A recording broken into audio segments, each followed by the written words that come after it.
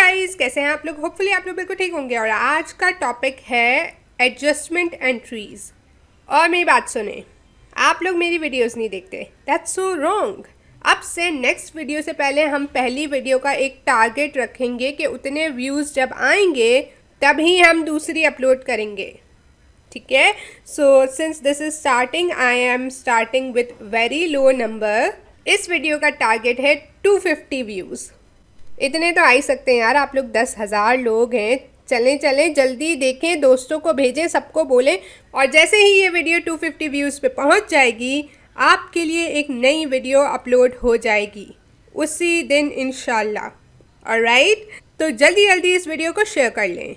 और video start करने से पहले I want to give a huge shout out to Nimra Amjad. Thank you so much for your comment. I am glad कि video आपके लिए helpful रही। अगर आप चाहते हैं कि मैं आप लोगों को शाउट आउट दूं तो comment below and let's get started. Hey guys, so मेरा नाम है प्रे and this is schooling ruling. यहाँ पे हम बात करते हैं बिजनेस की, इकोनॉमिक्स की और बाकी पढ़ाई शढ़ाई की बातों की। तो अगर आप चाहते हैं कि आप YouTube के सबसे होशियार और अक्लमंद ग्रुप का हिस्सा बने तो मेक श्योर टू सब्सक्राइब। मैं आप लोगों के लिए पढ़ाई शढ़ाई लाती रहूंगी। एडजस्टिंग द अकाउंट्स क्या होता है? जब भी हम फाइनेंशियल स्टेटमेंट्स बनाते हैं, हम हमारे ट्रायल बैलेंस को एडजस्ट करते हैं। इसका मतलब है बेसिकली हम एंट्रीज बनाते हैं, एक्स्ट्रा एंट्रीज, ताकि हम सही हर चीज़ रिकॉर्ड कर सकें। हम हमारी एंट्रीज को एग्जैक्टली एक अकाउंटिंग पीरियड्स के मुताबिक बनाने के लिए एडजस्टमेंट अकाउंट्स बनाते हैं। क्यों? इनको बनाने की ज़रूरत क्या है? बात यह है कि हमें देखना होता है कि हमारे बिजनेस की जो भी एक्टिविटी दी गई है ना, एक साल में, एक महीने में, वो एक्यूरेट हो, बिल्कुल सही हो। अगर वो कह रहा है 500 रुपये कमाए तो 500 रुपये कमाए हो। अगर वो कह रहा है कि 100 रुपये खर्चा हुआ तो 100 रुपये ही हुआ हो। और अगर आप ये एडजस्टिंग एंट्रीज नहीं बनाएंगे तो क्या होगा कि आपकी बुक्स, क्योंकि आप अक्रूवल बेसिस पे चल रहे हो, आपकी बुक्स एक्सपेंस होने से पहले ही बताएंगी कि यार यहाँ पे इतना सारा एक्सपेंस हो चुका है, या अनअर्न्ड रेवेन्यू की कलेक्शन पहले ही दे देंगे। ऑलराइट, लेट्स से अगर आपने रेंट दिया हुआ है 5 महीनों का, लेकिन आपने यूज़ तो अप्रैल में तो एक ही महीने का किया ना, लेकिन आपने अप्रैल में पे 500 के लिए किया था। क्या वो एक्सपेंस में लिखना सही है? नहीं। आप कहोगे यार ये तो आगे भी मेरा चलेगा, ये तो मेरा एसेट है, एक्सपेंस नहीं है। एक्सपेंस सिर्फ अप्रैल 1 महीने का है, बाकी 4 महीने एसेट है। तो वो एसेट डालने के लिए हमें एडजस्टमेंट एंट्रीज करनी पड़ती हैं। एक्सपेंस को सही से दिखाने के लिए, एसेट को सही से दिखाने के लिए हमें ये करना होता है। तो अभी मैं आपको दिखाऊंगी 5 टाइप ऑफ एडजस्टिंग एंट्रीज जो हम करते हैं। सबसे पहले है प्रीपेड एक्सपेंसेस। प्रीपेड एक्सपेंसेस जो हैं वो हमारी एडवांस पेमेंट होती है एक्सपेंस की। ये एसेट्स हैं, एक्सपेंसेस नहीं है। जैसे कि मैंने अभी बताया कि वो तो आप बाद में यूज़ करोगे ना। आपने भले पैसे पहले दे दिए हैं, बट वो आपको चलेगी काफ़ी टाइम तक, वो एक्सपेंस आपका रहेगा। तो ये आपके लिए एक्सपेंस नहीं, एसेट्स हैं, और इनको हमें एडजस्ट करना पड़ता है। अभी हम यहाँ पे 2 टाइप ऑफ एंट्रीज देखेंगे और ये देखेंगे कि उनकी एडजस्टमेंट एंट्रीज कैसे बनाई जाती है। सबसे पहले प्रीपेड रेंट, जो अभी मैंने आपको बताया कि रेंट पहले ही हम एडवांस में दे देते हैं। सपोज करें ABC ने पे कर दिया है 3 महीनों का रेंट ऑन अप्रैल 1। 3 महीनों का रेंट है और 1 महीने का रेंट कितना है? 1000। तो अब इसकी एंट्री आप बनाओगे अप्रैल 1 पे, जो बनाओगे वो यूँ बनाओगे, prepaid rent 3000, cash 3000, paid rent. Okay, हो गया। अभी ये आपका एसेट है, प्रीपेड रेंट। अभी आपने यूज़ कुछ भी नहीं किया है, तो आप लेजर में एसेट्स में प्रीपेड लिख के अप्रैल 1 3000 कर दोगे, राइट? ये तो बिल्कुल परफेक्ट एंट्री है। लेकिन जब आप 30 अप्रैल के एंड पे आओगे, क्या 3000 तब भी आपका एसेट है? नहीं, क्योंकि आपने तो 1 महीने का रेंट यूज़ कर लिया है। इसको आपने एज एन एक्सपेंस शो करना होगा। तो उसके लिए आपको क्या करना होगा? आपको एक न्यू इन्वेंट्री बनानी होगी, रेंट एक्सपेंस, और प्रीपेड रेंट को आपको डिक्रीज करना होगा और एक्सपेंस को इंक्रीज। तो इसकी एडजस्टिंग एंट्री कैसे बनेगी? अप्रैल 30, रेंट एक्सपेंस 1000। लेकिन रेंट एक्सपेंस अब पैसों से नहीं दिया जा रहा, आप पैसे दे चुके हैं प्रीपेड रेंट के लिए। तो यहाँ पे आप लिखोगे प्रीपेड रेंट। प्रीपेड रेंट में से 1000 चला गया और वो यूज़ हुआ कहाँ पे? रेंट एक्सपेंस में, to record rent expense, right? और उसके बाद जब आप इसके टी अकाउंट बनाओगे तो एसेट प्रीपेड रेंट अप्रैल 1 3000, फिर अप्रैल 30 में हमने यूज़ किया 1000, राइट, तो वो क्रेडिट कर दिया एंड देन बैलेंस आया 2000। अब कितना प्रीपेड रेंट आपके पास बचा है? 2000 बचा है। एक्सपेंसेस में रेंट एक्सपेंस लिख देंगे अप्रैल 30 1000, बैलेंस भी वही है 1000। तो ये था हमारा प्रीपेड रेंट की एडजस्टमेंट एंट्री। बेसिकली आप देख रहे हो कि रेंट एक्सपेंस हमारा कितना आया एक टाइम पीरियड का और कितना हमारे पास प्रीपेड बचा हुआ है, एसेट बचा हुआ है। अगर आप ये नहीं करते तो आप 3000 के 3000 ही एज एन एसेट लिख देते, प्रीपेड रेंट करके लिख देते अपनी बैलेंस शीट में, विच इज़ नॉट ओके। हमने एक महीने का यूज़ कर लिया है तो उस एक महीने को आपको एज एन एक्सपेंस शिफ्ट करना होगा, बाकी जो बचा है वो प्रीपेड रेंट करके लिखना होगा। अब एक्सपेंस जो है वो इनकम स्टेटमेंट में जाएगा ऑब्वियसली, और प्रीपेड रेंट जो है वो आपकी बैलेंस शीट में जाएगा। और अगर आप ऐसा नहीं लिखते तो आप एक्सपेंस नहीं लिख पाते इनकम स्टेटमेंट में, तो आपकी प्रॉफिट या लॉस जो भी आता वो गलत आता। उसके साथ साथ आप अपनी बैलेंस शीट भी जो बनाते वो गलत नंबर्स के साथ बनाते। तो एडजस्टमेंट एंट्रीज बहुत इंपॉर्टेंट है। अगर आप ये सही से नहीं करें तो आपको काफ़ी प्रॉब्लम आ सकती है फाइनेंशियल स्टेटमेंट्स बनाने में, और आपकी फाइनेंशियल स्टेटमेंट्स गलत बनेंगी। तो नेक्स्ट एंट्री पे आते हैं, ये है सप्लाईज़ की। अब ऑफिस सप्लाईज़ क्या होता है? एक बार आपने सप्लाईज़ खरीद ली, ऐसा ज़रूरी नहीं है कि आप सारी एक साथ एक ही महीने में यूज़ करोगे। अक्सर औकात आप ज़्यादा खरीद लेते हो और फिर आप उससे यूज़ करते जाते हो और देखते जाते हो कि कितनी यूज़ हुई है, कितनी नहीं हुई है, कितनी रिमेनिंग है। अब यहाँ पे दिया हुआ है कि ऑन अप्रैल 2 ABC ने क्या किया, 700 दिए ऑफिस सप्लाईज़ के लिए। इसकी जर्नल एंट्री कुछ ऐसे बनी, अप्रैल 2 supplies 700, cash 700, paid cash for supplies. Easy है, जर्नल एंट्री हमने की हुई है। अगर आपको समझ नहीं आती या अभी तक आपने वो वीडियो नहीं देखी है तो लिंक्ड होगी डिस्क्रिप्शन बॉक्स में। अच्छा, अब हम आते हैं कि अप्रैल 30 पे क्या ट्रायल बैलेंस को $700 एक्सपेंस शो करना चाहिए, क्योंकि जो हमने सप्लाईज यूज़ की हैं उस महीने में वो तो सिर्फ 300 हैं। तो क्या 700 शो करना सही है? नहीं है। क्यों नहीं है? क्योंकि यार आपने यूज़ तो सिर्फ 300 किए हैं, 400 तो अभी भी आपके पास है, आप यूज़ करोगे अभी अगले महीने, तो वो तो आपका एसेट है, वो एक्सपेंस नहीं है। ठीक है, और हमें ये नंबर कैसे पता चलता है? At the end of the month आप चेक करते हो या करवाते हो, काउंट करवाते हो कि यार ऑफिस सप्लाईज जो बची हुई हैं वो कितनी हैं, ऑलराइट। फिर उनकी कॉस्ट के हिसाब से आप देखते हो कि कितनी हम यूज़ कर चुके हैं और कितनी हमारे पास रहती है।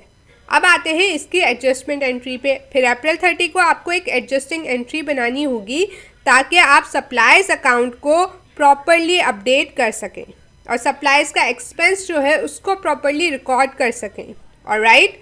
तो वो कुछ यूँ बनेगी, हमने यूज़ कितनी सप्लाईज की थी? 300 की, राइट। सो अप्रैल 30 सप्लाईज एक्सपेंस 300। और अब ये देखो यहाँ पे हम कैश नहीं दे रहे, हम सप्लाईज को माइनस करेंगे क्योंकि हमारे पास सप्लाईज थी, उनमें से हम कम कर रहे हैं कि हमारे पास करंटली जो सप्लाईज थी 700 थी, उसमें से 300 यूज़ हो गई हैं। तो सप्लाईज एक्सपेंस जो है हमारा डेबिट है, क्रेडिट है सप्लाईज। 300 ये हमने सप्लाईज एक्सपेंस को रिकॉर्ड करने के लिए लिख दिया। जब ये बन गया तो हमारे लेजर अकाउंट्स दोनों के ऐसे बनेंगे, एसेट्स सप्लाईज। पहले हमने अप्रैल 2 में कितनी खरीदी थी? 700 की। अब अप्रैल 30 को हमारी जो ख़त्म हो गई हैं वो है 300 हमने यूज़ कर ली है सप्लाईज, तो हमारे पास बची हुई कितनी है? 400। अब ये अनयूज्ड ऑफिस सप्लाईज करके जाएगा बैलेंस शीट में, अगर बैलेंस शीट कोई बंदा इस दिन बना रहा है, जैसे हमने लास्ट क्वेश्चन में किया था, लास्ट वीडियो जो थी बैलेंस शीट वाली उसमें किया था। और अब जो है ये जो सप्लाईज एक्सपेंस है इसको हम लिखेंगे एक्सपेंसेस। सप्लाईज एक्सपेंस अप्रैल 30 300, बैलेंस 300। ये एक्सपेंस जाएगा आपका इनकम स्टेटमेंट में ताकि आपके पास प्रॉपर उस टाइम पीरियड का प्रॉफिट या लॉस आ सके। तो ऑलराइट, अब समझ आया ये दोनों चीज़ें। अब हम जाते हैं हमारी next type of adjusting entries के, जो है डेप्रीसिएशन। प्लांट एसेट्स जो हमारे फिक्स्ड एसेट्स होते हैं, जो ज़्यादातर टाइम के लिए रहते हैं, जैसे लैंड, बिल्डिंग, फर्नीचर, मशीनरी और इक्विपमेंट, इनको हम डेप्रीशिएट करते हैं। और ये हमारी एडजस्टमेंट एंट्री में आता है। कैसे, मैं अभी आपको बताती हूँ। प्लांट एसेट्स समझ आ गया, वो जो हमारे पास ज़्यादा टाइम के लिए एसेट्स रहते हैं उनको कहते हैं प्लांट एसेट्स। एक अकाउंटेंट ने कहा है कि लैंड के अलावा जितने भी आपके पास एसेट्स हैं ना, वो जा रहे हैं जंक यार्ड की तरफ, कबाड़ खाने की तरफ चल रहे हैं। ठीक है, इसका मतलब क्या है? बेसिकली वो अपनी यूज़फुलनेस को डिक्लाइन कर रहे हैं। जैसे जैसे ज़्यादा यूज़ होते जाते हैं उनकी वैल्यू कम होती जाती है, और फिर एक ऐसा टाइम आता है जब वो बिल्कुल यूज़लेस हो जाते हैं। तो इसलिए हमने क्या किया है कि जो आपकी एलोकेशन है प्लांट एसेट्स की, जो एक्सपेंस की, वो हमने उसके यूज़फुल जो लाइफ है 2 साल, 3 साल, 10 साल, 4 साल, उनमें बांट दिया है, और इसको कहते हैं डेप्रिसिएशन। अगर हम ये नहीं करते, लेट्स से कि आपने एक महीने में कोई एक बहुत ही अच्छा इक्विपमेंट खरीदा 50,000 का, और आपने पूरे को एक ही दफ़े में एक्सपेंस कर दिया, तो क्या ये सही है? नहीं। वो 50,000 का जो इक्विपमेंट है वो आपका काफ़ी टाइम तक चलेगा, कुछ सालों तक चलेगा। तो क्या होगा, उस साल के लिए आपको ऐसा लगेगा यार ये मेरा बिजनेस तो लॉस में चला गया, कितना खर्चा हो गया। उसके बाद जो 4 साल है उनमें आप उस खर्चे का तो कुछ लिख ही नहीं रहे हो, आपको प्रॉफिट ज़्यादा दिख रहा है। तो ये सही अकाउंटिंग नहीं हो रही है। प्रॉपर जो आप करते हो ना चेक एंड बैलेंस के, कितना लिया, कितना दिया, कितना कमाया, ये आपको नहीं पता चल रहा है। ये एक पॉइंट है जिसकी वजह से हम डेप्रिसिएशन करते हैं प्लांट एसेट्स की। दूसरा है कि आपका जो प्लांट एसेट है उसकी वैल्यू हमेशा एक ही तो नहीं है, हमेशा वो 50,000 की वैल्यू पे तो नहीं रहेगा, वो अपनी वैल्यू डिक्लाइन कर रहा है। इनफैक्ट जैसे ही आप एक शॉप से वो चीज़ खरीद के अपने बिजनेस में लाए, उसकी वैल्यू तो वहीं घट गई।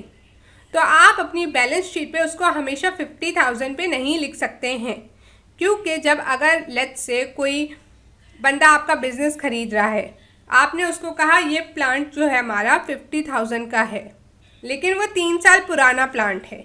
जब वो बंदा ये प्लांट देखेगा बोलेगा यार इसकी तो वैल्यू 50,000 है ही नहीं, हाउ कैन यू से कि ये 50,000 का है, राइट? उसकी तो वैल्यू कम हो गई है, अब आप कम वैल्यू लिखोगे। तो इन दोनों चीज़ों की वजह से हम डेप्रिसिएशन करते हैं। डेप्रिसिएशन ऑफ प्लांट एसेट्स और प्रीपेड एक्सपेंसेस का कॉन्सेप्ट सेम ही है। कैसे? हम दोनों को एसेट से एक्सपेंस पे लाते हैं। जब प्लांट एसेट आया तब वो आपका एसेट है, ऑलराइट? जब आपने एक चीज़ खरीदी वो एसेट है, लेकिन जैसे जैसे आप उसको यूज़ करते जाते हो उतना उतना आप उसको अपने एक्सपेंस में डालते जाते हो, तो आप कन्वर्ट कर रहे हो। प्रीपेड एक्सपेंस में भी आपने ऐसे ही किया कि जब वो आते हैं वो एसेट है, पर जैसे जैसे आप उसको यूज़ करते जा रहे हैं आप उसको कन्वर्ट करते जा रहे हैं एसेट से एक्सपेंस में। ऑलराइट, अब एक एंट्री देख लेते हैं डेप्रिसिएशन एक्सपेंस की। फर्नीचर, एबीसी ने एक फर्नीचर परचेज़ किया 3 अप्रैल को। कितने का? 16,500 का। और ये वाली जर्नल एंट्री उसने बना ली। अप्रैल 3 फर्नीचर, अकाउंट्स पेबल, ऑलराइट, चलिए 16,500 से हमने जर्नल एंट्री बना ली। डिटेल में नहीं जाते हैं, जर्नल एंट्रीज हमने पहले कर ली हैं। It is estimated that the furniture will remain useful for 5 years। क्या है, हमने एस्टिमेट लगाया है, हमने अंदाज़ा लगाया कि ये वाला जो फर्नीचर है ये 5 साल तो हमें चलेगा, और उसके बाद ये ज़ीरो वैल्यू पे आ जाएगा। तो आपने डेप्रिसिएशन कैलकुलेट किया तो आपको पता चला कि 275 हर महीने इसकी डेप्रिसिएशन है फर्नीचर की, ऑलराइट? हर महीने कितने? 275। ये आप एक्सपेंस में लिखोगे कि 275 का हमने फर्नीचर भी यूज़ किया जो हमारे बिजनेस में है। अच्छा, जब हम ये चीज़ें लिखेंगे, अब फर्नीचर एक दफ़ा लिख लिया गया है ना, ये फर्नीचर में ही रहेगा। अब आगे जो एंट्रीज बनाएंगे उसमें हम फर्नीचर नहीं लिखेंगे, उसमें हम लिखते हैं एक्यूमुलेटेड डेप्रिसिएशन फर्नीचर। वो क्यों लिखते हैं? क्योंकि जो हमारी ओरिजिनल कॉस्ट है प्लांट एसेट की वो सेम रहनी चाहिए तब तक जब तक बिजनेस ये यूज़ कर रहा है। उसको पता होना चाहिए कि ये वाला एसेट कितने का था, ठीक है? जब भी वो पीछे जाके अकाउंट्स में देखता है उसको पता चले कि ये फर्नीचर लिया हमने 16,500 का था, उसमें से ये एक्यूमुलेटेड डेप्रिसिएशन हमने माइनस की है और अब इसकी वैल्यू इतनी है। ये दोनों चीज़ें क्लियरली लिखी होनी चाहिए ताकि कोई भी अकाउंटेंट पीछे जाके देखना चाहे क्या चीज़ कितने की है, क्या चीज़ नहीं, और आगे देखना चाहे कि अब हम जो नया लेने जा रहे हैं वो कितने का है, तो उसको ये पता चले कि पहले कितने में ख़रीदा था, अब वो कितने में ख़रीद रहा है या ख़रीद सकता है, व्हाट्सोएवर। तो उसे वो कॉस्ट, मेन जो कॉस्ट है, ओरिजिनल कॉस्ट है, वो पता होनी चाहिए। इसलिए हम फर्नीचर को नहीं छेड़ते, हम एक्यूमुलेटेड डेप्रिसिएशन एक नया अकाउंट बनाते हैं। आए देखें, for recording depreciation we will use accumulated depreciation account. तो इसकी एडजस्टिंग एंट्री अप्रैल 30 पे क्या है, डेप्रिसिएशन एक्सपेंस फर्नीचर। अब देखो ये एक्सपेंस बन गया है 275, ये इनकम स्टेटमेंट में जाएगा। उसके साथ साथ एक्यूमुलेटेड डेप्रिसिएशन आपकी बैलेंस शीट में जाएगी, और जो डेप्रिसिएशन एक्सपेंस है 1 साल का या 1 महीने का, वो इनकम स्टेटमेंट में जाएगा। ऑलराइट, अब एक्यूमुलेटेड डेप्रिसिएशन 275, दोनों अकाउंट आ गए। अच्छा, यहाँ पे हमने 2 नए अकाउंट क्रिएट किए हैं, तो 2 नए लेजर अकाउंट्स भी क्रिएट होंगे, एक्यूमुलेटेड डेप्रिसिएशन, डेप्रिसिएशन एक्सपेंस। और जितने भी प्लांट एसेट्स के लिए अगर आप डेप्रिसिएशन अकाउंट बनाएंगे, उसके साथ जैसे ये फर्नीचर लिखा हुआ है, इसी तरह बिल्डिंग, मशीनरी ज़रूर लिखेंगे, ताकि आपको पता चले कौन सा डेप्रिसिएशन एक्सपेंस किस प्लांट एसेट का है। Alright, so depreciation of plant assets भी आपकी एक एडजस्टमेंट एंट्री है। उसके बाद आती है अक्रूड एक्सपेंसेस। अक्रूड एक्सपेंसेस क्या होते हैं? अक्रूड एक्सपेंसेस वो एक्सपेंसेस होते हैं जो बिजनेस ने कर लिए हैं, पर हमने उसको अभी पैसे नहीं दिए हैं, पर हमें देने हैं। तो लिखना पड़ेगा कि हाँ, हमने ये एक्सपेंस किया है, यस ये एक लाइबिलिटी है, पे करना होगा बाद में, लेकिन एक्सपेंस तो कर लिया है ना, ये तो देने ही देने। तो आप अपने अकाउंट में सही से लिखोगे कि ये चीज़ हुई है, इतना एक्सपेंस हुआ है इस बंदे का, तो ये अमाउंट है। जैसे कि सैलरी एक्सपेंस। सैलरी एक्सपेंस एक अक्रूड एक्सपेंस है, क्योंकि आप लोगों से काम पहले करा लेते हैं और उन्हें एक्सपेंस बाद में देते हैं, राइट। तो सैलरी एक्सपेंस आपका एक अक्रूड एक्सपेंस है। आए इसकी थोड़ी सी हम एंट्री देखते हैं। ऐसे सैलरी एक्सपेंस वाले जो अक्रूड एक्सपेंसेस हैं, उनको आप लिखोगे कैसे? इस तरीके से, सैलरी एक्सपेंस, सैलरी पेएबल, क्योंकि अभी लाइबिलिटी है, अभी हमने कैश से निकाले नहीं हैं, लेकिन जब आप निकालोगे तो ऑब्वियसली आप लिखोगे सैलरी पेएबल और कैश। तो ये आपकी एडजस्टमेंट एंट्री हो गई अक्रूड एक्सपेंसेस की। अब देखो, जिस टाइम पीरियड में एक्सपेंस था उसी टाइम पीरियड में लिखना है, वरना बाद में तो गड़बड़ हो जाएगी। तो सैलरी एक्सपेंस अप्रैल 30 का था, भले पे नहीं किया है तो हमने उसको लाइबिलिटी में डाल दिया। लेजर अकाउंट, ऑब्वियसली इसके हम 2 अलग अलग लेजर अकाउंट बना लेंगे। Now we go for accrued revenues. अच्छा, ये थोड़ी सी लंबी हो रही है क्योंकि मैं सारी एडजस्टमेंट एंट्रीज आपको बताना चाह रही हूँ कि कौन कौन सी हैं और उसमें क्या क्या है। और अगर आपको समझ आ रहा है तो please please please hit that thumbs up button. Accrued revenue क्या होते हैं? उसी तरह रेवेन्यू जो आपने अर्न कर लिया है पर आपको पैसे नहीं मिले हैं। पहले आपने एक्सपेंस कर लिया था पर पैसे दिए नहीं थे, यहाँ पे आपने काम कर लिया है पर आपको पैसे मिले नहीं हैं, तो ये आपका है अक्रूड रेवेन्यू। इसको हम कैसे लिखते हैं? अक्रूड सर्विस रेवेन्यू की एंट्री बना रहे हैं, ज़रा देख लेते हैं। ABC को हायर किया है XYZ ने 15 अप्रैल को, और उसने कहा है कि अब हमारी जो अकाउंटिंग है, जो अमाउंट है, ये मंथली बेसिस की है। हर महीने की 15 तारीख को वो पैसे देंगे अपनी सर्विसेज के लिए। तो अप्रैल 30 को जब मंथ एंड हो रहा है और अकाउंटेंट को ये देखना है कि हमारे पास कितने पैसे आ चुके हैं, कितने हमने अर्न कर लिए हैं, तो उनको हम कैसे लिखेंगे? इसमें 2 चीज़ें देखनी है। एक तो हमें कैश नहीं मिला है और हमने सर्विस दे दी है, लेकिन कैश कितने टाइम का नहीं मिला है, कितने टाइम का हमें लिखना है, वो है 15 डेज़ का। हमारी डील हुई भी है, वो हमें कैश देंगे, लेकिन हम 15 दिन का काम कर चुके हैं। तो चूँकि हमें 500 पर मंथ मिलने थे, हम उसको डिवाइड करेंगे और हमारे पास बचेगा 250 फॉर 15 डेज़।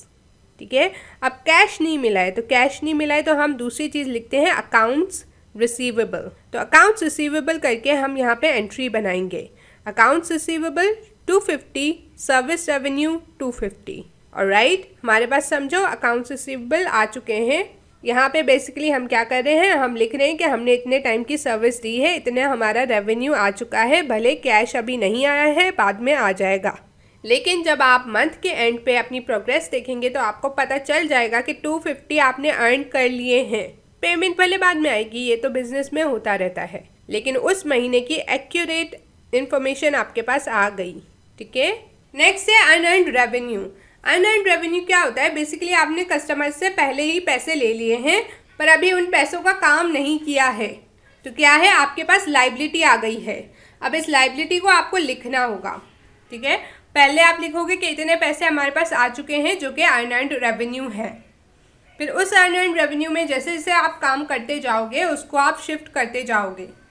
ऑलराइट, तो आप देखो यहाँ पे अनअर्न्ड सर्विस रेवेन्यू की एक एंट्री दी हुई है, हम देखते हैं। लेट्स से वो कह रहा है कि ABC ने जो है $450 उसको एडवांस पेमेंट मिली अप्रैल 20 को, और वो कह रहे हैं जो काम है ये मई तक चलता रहेगा। तो इसको आप कैसे लिखोगे? अब आपने ये किस चीज़ के बदले आपके पास आया है, तो आप क्या लिखोगे? कैश और अनअर्न्ड रेवेन्यू, यानी हमने तो ये रेवेन्यू अर्न ही नहीं किया, तो अनअर्न्ड, तो अनअर्न्ड रेवेन्यू आ गया जो हमें पैसे एडवांस में मिले हैं। तो ये अप्रैल 20 को हमने ये वाली एंट्री बना ली। 30 अप्रैल को आपको एक्यूरेट अर्निंग लिखनी है, सही सही लिखना है कि 30 अप्रैल तक हमने कितने कितने पैसे कमाए हैं, कितना कितना एक्सपेंस किया है। इस टाइम में वो ये करेगा, इस 450 को डिवाइड कर देगा पूरे पीरियड में और 30 अप्रैल तक की अमाउंट को कैलकुलेट करेगा जो कि उसने की है और आई है 150। तो इस 150 को वो कैसे लिखेगा? पहले जो हमने अनअर्न्ड रेवेन्यू किया था उसको वो डेबिट करेगा और फिर सर्विस रेवेन्यू को क्रेडिट करेगा कि सर्विस रेवेन्यू आया है 150। अब ये हमारे पास कैश आ चुका है, अनअर्न्ड रेवेन्यू 150 ख़त्म हो चुका है। उसके बाद अब वहाँ पे सिर्फ 300 बचे हैं जो कि हम नेक्स्ट मंथ एडजस्ट कर देंगे। तो एडजस्टिंग एंट्री ये हमारी लास्ट वन थी, accrued revenues. Alright guys, that's it. I hope आपको समझ आया तो make sure to give this video thumbs up, do subscribe and share, and I will see you guys in my next video. Bye guys.